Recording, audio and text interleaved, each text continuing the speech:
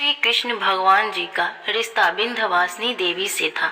जानिए इनका रहस्य। नमस्कार, आप सभी के हिंदी कहानी में स्वागत है। वीडियो को लाइक करिए, नए तो चैनल को सब्सक्राइब कर लीजिए, प्यारा सा कमेंट करिए। जय विंध्यवासिनी।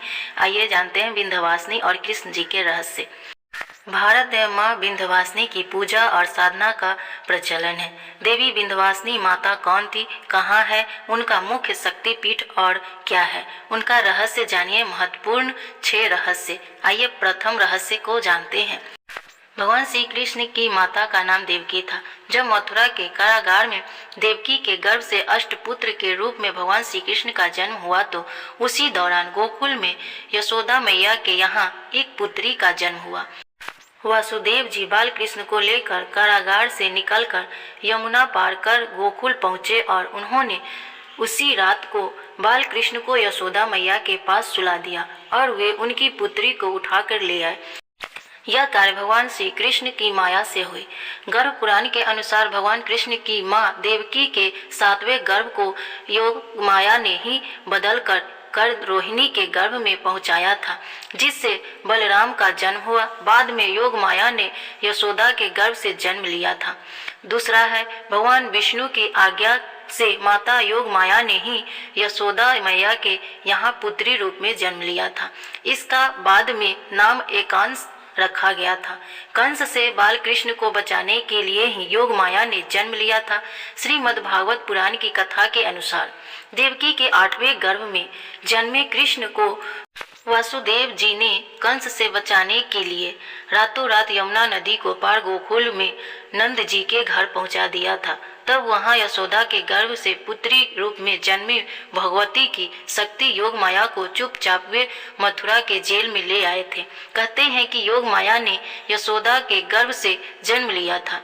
इसके जन्म के समय यशोदा गहरी नींद में थी और उन्होंने इस बालिका को देखा नहीं था। जब आंख खुली तो उनके पास अपने पुत्र को पाया जो कि कृष्ण जी थे। और तीसरा है, बाद में जब कंस को देवकी की 8वीं संतान के जन्म का समाचार मिला तो वह कारागार में पहुंचा। उसके यह सुनकर आश्चर्य हुआ कि पुत्र की जगह कन्या का जन्म कैसे हुआ। आकाशवाणी में तो देवकी के 8वें पुत्र द्वारा मेरे वध की बात कही गई थी, फिर यह पुत्री कैसे हो गई। कंस ने सोचा यह विष्णु का छल हो सकता है, इसीलिए उसने उस नवजात कन्या को पत्थर पर पटक कर जैसे ही मारना चाहा, वह कन्या अचानक कंस के हाथों से छूटकर आकाश में पहुंच गई और उसने अपने दिव्य योग माया स्वरूप प्रदर्शित कर कंस से कहा, रे मूर्ख, तेरा वध करने के लिए देवकी की 8वें संतान जन्म ले चुका है, मुझे मारने से क्या होगा। और चौथा, बाद में देवताओं ने योग माया से कहा कि हे देवी, आपका इस धरती पर कार्य पूर्ण हो चुका है, तो अतः अब आप देवलोक चलकर हमें कृतज्ञ करें। तब देवी ने कहा कि नहीं, अब मैं धरती पर नहीं विभिन्न विभिन्न रूपों में रहूंगी। जो भक्त मेरा जैसा ध्यान करेगा मैं उसे उस रूप में दर्शन दूंगी। अतः मेरी पहले स्थान की आप विंध्याचल में स्थापना करें। तब देवताओं ने देवी का विंध्याचल में एक शक्तिपीठ बनाकर उनकी स्तुति की और देवी वहीं विराजमान हो गई। श्रीमद् भागवत पुराण में देवी योग माया को ही विंध्यवासिनी कहा गया है, जबकि शिव पुराण में उन्हें सती का अंश बताया गया है। शिव पुराण अनुसार माँ विंध्यवासिनी को सती माना गया है। सती होने के कारण उन्हें वन दुर्गा कहा जाता है। कहते हैं कि आदि शक्ति देवी कहीं भी पूर्ण रूप में विराजमान नहीं है, लेकिन विंध्यवाचल ही ऐसा स्थान है जहां देवी के पूरे विग्रह के दर्शन होते हैं। शास्त्रों के अनुसार अन्य शक्ति पीठों में देवी के अलग अलग अंगों की प्रतीक रूप में पूजा होती है।